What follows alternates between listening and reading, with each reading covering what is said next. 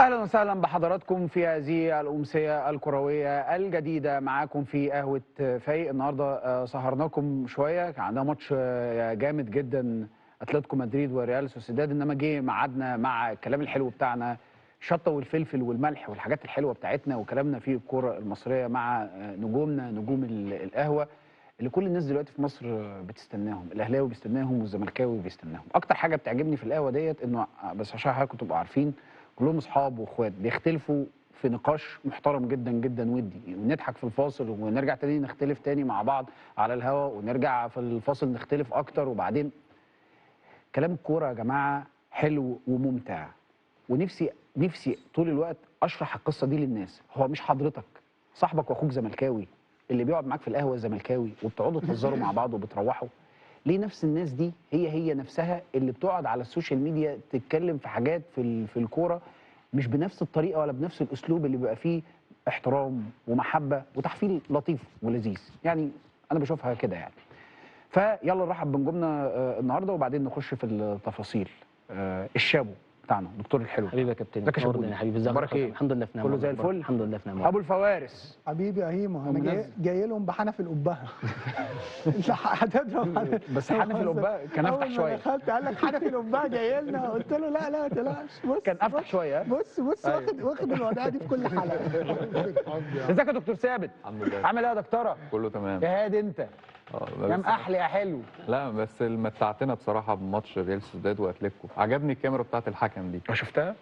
طب ليه ما بتطبقش؟ كنا سمعنا بقى محادثات الفار كلها. شفت حاجات كتير.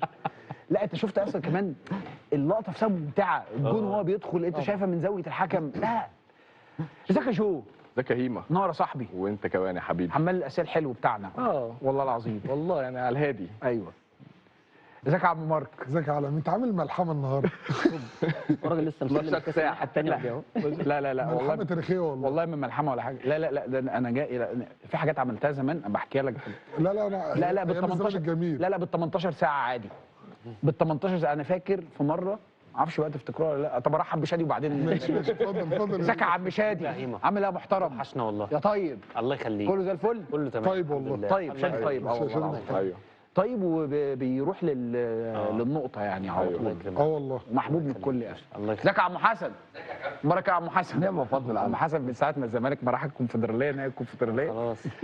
كل يوم يا اما بتشيرت يا اما بلوجو الزمالك. عشان طاقه.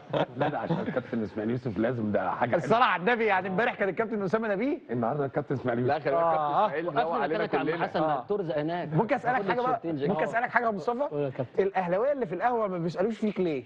مش عارف. ما يعني التيشيرتات كلها رايحه ناحيه عم حسن. عكست. ايه اللي لا اسمع بس انا ما نسيتوش، خلي بالك.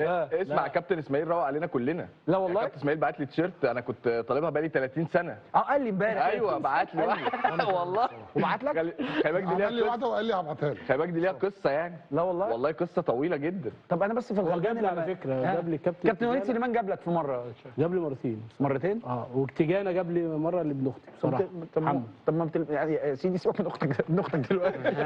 بس طب انت ما بتلبسهاش ليه؟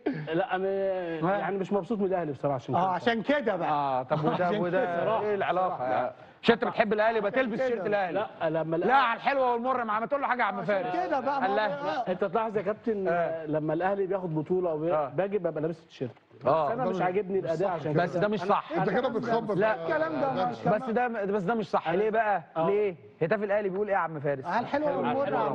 مالك يا عم مصطفى؟ اظبط البوصله. اظبط البوصله. الحلقه الجايه تيجي بتيشيرت الاهلي. يلا بينا طالما عم حسن معلي بقى في الزمالك ومكمل. احنا عايزين قهوه على الحياد. ماشي. طيب عايزين تبتدوا منين؟ يعني الزمالك بقى. بالزمالك بقى؟ ماشي بالزمالك بقى. يلا نتبسط. والله قبل اي حاجه عايز يلا يا شباب. الجمهور يا جماعه لازم، يعني انا مبسوط الحاله اللي احنا فيها. شكل الجمهور امبارح يفرح، الدخله، المسانده في ظهر اللعيبه. وعايز اشكر الكابتن معتمد جمال اللي رجعنا كلنا الحاله دي. نتكلم عن الماتش. بالنسبه للماتش طبعا في ناس بتسال هل الزمالك انت بتبدا متحفظ شويه في اول الماتش عشان انت معاك جون، هل ده صح هل ده غلط؟ انا بشوف ان اللي حصل في الشوط الثاني في الماتش هناك في الجزائر هو كان سبب البدايه اللي الزمالك بداها دي لسبب. اول حاجه ظهر لشباب بلوزداد افكار للوصول الجون عن طريق الاطراف، ولكن في افكار هو يقدر يوصل للجون. الافكار دي مبنيه على ايه؟ الزيادات العدديه. عن طريق ان الوينج بينزل بياخد معاك الباك، ثم تحركات بقى الباك بتاعهم بيزيد عليه من نص الملعب. زيادات عدديه معناها ايه؟ التزام في المنات بتاعتك، لعيبتك ملتزمه بمنات فلازم تعمل معاهم على طول انك بتبقى متابع معاهم. فاللعيبه واخده تعليمات من قبل الماتش على خطوره شباب بلوزداد مخليه نازل الماتش هادي شويه. السبب الثاني للهدوء انك كسبان 1-0 مش متعادل هناك 1-1 فالجون يخليك في الماتش ما يخرجكش. ثالث حاجه ان شباب بلوزداد بدا الماتش اصلا ما بيضغطش الضغط الكثيف العنيف، هو في واحد بيضغط على قلبين الدفاع و3-3 في نص الملعب ومسافات شويه بين الخطوط، فالزمالك بدا هادي شويه لحد ما وصلنا على نص الشوط الثاني، وده على فكره اترجم في الارقام. يعني انت لو بصيت على الشوط الاول شباب بلوزداد ما شاطش شوط على الجون عند الزمالك، احنا كنا ممتازين دفاعيا في الشوط الاول. جينا على نص الشوط الثاني الاول كده بدانا نعمل فرص، وصلنا بالكره اللي اتلغت الجون، وصلنا بالكره لاسماعيل في ال6 يارده، كره لناصر منسي لو كانت اتصرف فيها بجماعيه كنا جبنا جون. شباب بلوزداد مش عايز ياخد ريسك، فالشوط الاول خلص على كده. انت متحفظ شويه، ولما لقيت الدنيا معاك ان شباب بلوزداد مش قارص قوي بدات تاخد ريسكات. الشوط الثاني بدا شفت الزمالك بقى بيحاول ليه؟ انا مش عايز افضل 0-0 لاخر الماتش. المحاولات دي ظهرت في ايه؟ زياده عمر جابر، زياده بنتايج، تقلب 3-2-4-1. وقت من الاوقات كان خطر جدا، كان خطر جدا عليك. انا ما بحبش حته ان نقف لاخر الماتش على الجون ده. بس اللي حصل ايه بقى؟ لما بدا الزمالك يلعب كورته حصل حاجتين. اول حاجه ان شباب بلوزداد بقى خطير، هو كمان بياخد ريسكات لان هو هيطلع، بدا يبقى زياده عدديه، الريتم اسرع. حاجه ثانيه احنا مش عارفين نعمل فرص في الثلث الاخير، ودي كانت المشكله الاكبر للزمالك بالنسبه لي. انت في ماتش زي ده في نص نهائي هيجي عليك فرص، لكن لما توصل الثلث الاخير الكره بتتفقد في مرحله ما قبل الاسيست والجون. انك توصل على الثلث الاخير كنا بنوصل وكان في افكار، هتعمل ايه بالكوره؟ بتضيعها كتير.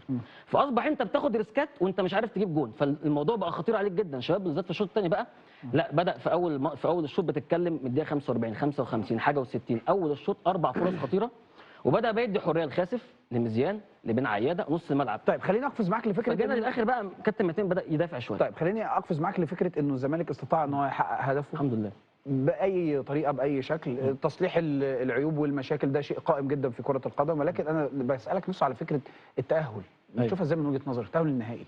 التاهل النهائي بالنسبه لي البطوله دي لازم تتاخد عشان تحل مشاكل ماديه كتير جدا. والتاهل للنهائي امبارح هو مهم جدا ونيجي، بس انت لازم تشتغل على بعض المشاكل اللي حصلت عشان قدام. ماشي. لان انت لسه لك نهائيات، مش هقول ماتشات، هي نهائيات، كل ماتش بنهائي. فانت اهم حاجه في التاهل تشوف اللي حصل غلط وتصلحه. جو انا مختلف مع شابوني في حاجه شويه يعني، وحتى اتكلمنا فيها بره يعني. دايما لما بتبقى كسبان 1-0 بالذات بره بيبقى الموقف عند المدرب صعب قوي. المدرب بيبقى عنده استراتيجيه، هل انا المفروض انزل دلوقتي ادافع وما استقبلش جون لان انا كده كده كسبان ومأمن نفسي 1-0 بره، فمش مطالب مني ان انا اخد الريسكات الكتير قوي، ولا هل انا مطالب ان انا انزل اجيب جون واخلص الماتش واموت الماتش ولا ايه؟ دي بتبقى حاجه محيره جدا عند المدرب بالذات وهي 1-0 يعني، وهي 1-1 انت تبقى متفهم جدا ان انا محتاج اجيب جون عشان لو الفريق اللي قدامي جاب جون انا خرجت. انا ما كانش عندي، انا كنت في الاستاد كانش عندي شك الدقيقه ان احنا مش هنوصل نهائي. ما كانش عندك شك؟ احنا الزمالك ده الجمهور بالملحمه بتاعت امبارح باللعيبه انها مموته نفسها في الملعب بان انت نادي الزمالك.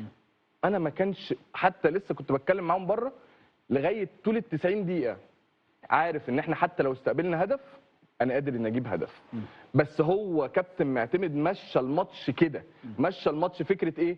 انا مش عايز استقبل جون، وبعد كده لو عرفت اجيب جون خير وبركه وكان بها، ما عرفتش اجيب جون يبقى خليني واقف احافظ على النتيجه الايجابيه اللي انا عاملها بره واستفيد بحاله الجمهور اللي انا واخدها من اللعيبه. وهو حتى كان باين قوي في تغييراته وهو عمال يغير وبيشيل وبيسحب، كان باين قوي ان انا مش عايز استقبل هدف، انا عايز احافظ على النتيجه اللي هي 1-0. ده كانت كلها حاجات بعتها لنا كابتن معتمد، عشان خلي بالك انت الراجل لما بيفكر ما بيفكرش في ماتش بكره، فكر لسه عنده بيراميدز. ايوه النهارده اعتقد ان هو كان واخدها ماتش لانه لو فكر في بيراميدز يعطل على طول. لا بس هو يا ابراهيم هو بيفكر في الاثنين، خلي بالك هو بيفكر مدي الاهتمام الاكبر لشباب بلوزداد اكيد، بس بيفكر النهارده ان انا لعيبتي محتاج الحمل البدني شكله يبقى عامل ازاي، هل انا الماتش ده محتاج اجري فيه كتير قوي واضغط على اللعيبه ويبقوا تحت ضغط نفسي وبدني وعصبي ان هم ندخل في الجيم بالشكل ده. يعني مثلا شابوني قال لي ايه؟ لا كنا من الافضل ان احنا نركب الجيم من الشوط الاول، تهاجم من الشوط الاول، حاجه قلت تجيب جون من الشوط الاول. قلت له من ناحيه ثانيه المدرب ممكن يكون بيفكر على فكره عندي ماتش بيراميدز صعب، انا محتاج ان انا اريح اللعيبه عشان هي دي الكوره، هي دي كره القدم، كل الاراء فيها طبعا هتلاقيها لا وخلي بالك والنتائج بتاعتها بتختلف. يعني لو النتيجه كانت طلعت حاجه ثانيه انا كنت هاجي اقول لك هنا لا كنا لازم نهاجم وكنا لازم نعمل وبتاع، بس بما ان النتيجه وصلت في الاخر اللي احنا عايزينه اللي هي النجاح ده، فانا في الاخر اقول للراجل الراجل وفى كفى ووفى زي ما بيقولوا. انت هتمشيها ايه بقى يا عم مارك؟ يعني انت هتمشيها ايه؟ ما انا مش عارف، ما انا جاي لك، فكل لما اجي لك ما ببقاش عارف انت هتمشيها بقى تفقر بقى تقول لا ده احنا كنا، مين قال لك ان احنا هنكسب نهائي افريقيا؟ لا ده احنا مش عارفين. لا هتمشيها كده ولا اسالك سؤال؟ لا اسالني، نفسي تسالني، والله اسالني اي حاجه هل في وقت من الاوقات هنخسر. لا لا انت لا عجبتك عجبتك اللعب؟ ماشي. انا بس متضايق من عم حسن والله، متضايق من عم حسن ليه؟ لان هو المره اللي فاتت اول مره يقول الزمالك هيكسب بيراميدز. انا حاجه قافش فيك انت يا عم حسن، مش هسيبك. انت عايز عم حسن يمشي معاك برضه على نفس كله على نفس ثابت اللاين. ثابت، ده تمامه الحظ بتاعته بصراحه. بصراحه ربنا يعني. من ساعه ما بيقول كل حاجه يدينا واحده الدنيا بتمشي. لا ده واحده المصري، الزمالك كسب المصري 4. ده مصر كان هينزل لو جيت له من بدري كان نزل درجه ثانيه والله. بس ان شاء الله خير. بس انا عايز اقول حاجه تكمله كلام. اكتر حاجه عجبتك ايه في فكره التاهل؟ لانه الماتش احنا كلنا اي حد معدي عارف ان الماتش كان صعب قوي على الزمالك، وعارف انه جمهور الزمالك من جواه مش راضي بنسبه 100% على النتيجه، بس هو راضي بنسبه 100% على المشوار كله على بعضه. أكيد. وفرحان للتاهل. ففي نقاط الناس هتبقى شايفه انها نقاط معيبه في طريقه اللعب، ده مقبول جدا جدا في الكوره، بس برضه وانا بشوف ده وبشاور عليه برضه بشوف كمان جوانب ايجابيه، بعرف اشوف الاثنين في نفس الوقت يعني. بص يا هيما، الفكره ان الناس مش بتبقى، اغلبيه الناس بتتفرج على ماتشات في التلفزيون.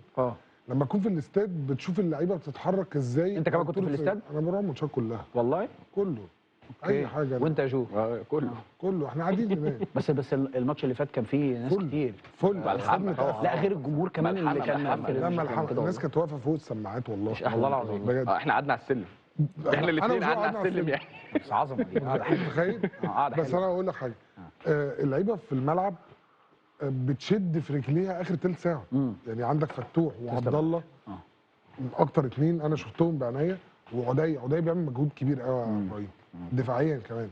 انا بشفق جدا على كابتن معتمد، لان جو قال حاجه مهمه قوي، قال لك ان كابتن معتمد ممكن يكون بيفكر في ماتش بيراميدز او بياخد كل ماتش بماتشه. لا هو كده لازم يكون بيفكر في ماتش بيراميدز، لان انت عندك اللعيبه بقول لك اخر تلت ساعه فتوح وعبد الله مش قادرين يقفوا على رجليهم. ماشي. فانت مش عارف انت هتوصل في حته ان اللعيبه دي هتكمل معاك 5 6 ماتشات ولا لا، لان كل ماتش النقطه اللي هتقع مش ترجع. صحيح. فانت لازم تكون بتفكر هو جه طلع فتوح في الاخر ليه؟ والله العظيم فتوح اخر بجد ربع ساعه دي ما كانش قادر يجري مترين.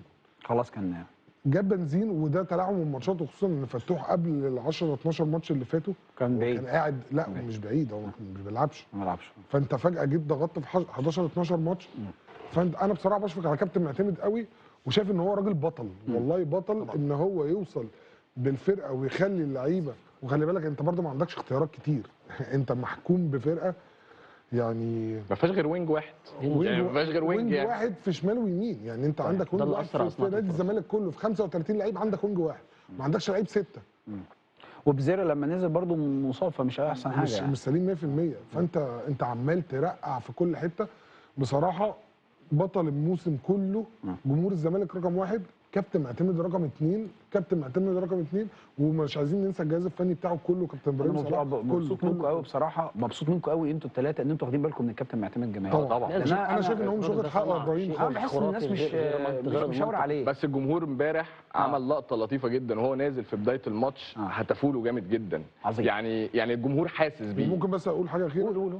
طارق حامد شكرا. يعني انا راجل محب جدا لطارق حامد، ويعني لقطه ان هو يعتزل امبارح دي مستنينه في النادي يعني. مش عايزه تلصق الموضوع بتاع طارق حامد ده، لان ليا فيه كلام معاكم اكيد، بس برضو عشان ايه الجزء الاولاني من الحلقه احنا بنتكلم في زمالك وبنتكلم في اهلي، وبعدين بعد كده هنخش على المنافسه ما بين الزمالك والاهلي في بطوله الدوري. واما ان احنا لسه ما زلنا في موضوع مهم جدا ما بين الاهلي وما بين اتحاد الكوره. هل نقدر نقول يا فارس ان توته خلصت الحدوته وكل سنه وانتم طيبين والموضوع خلص وخلاص ما فيش بقى فيه مشكله ما بين الاهلي وما بين اتحاد الكوره،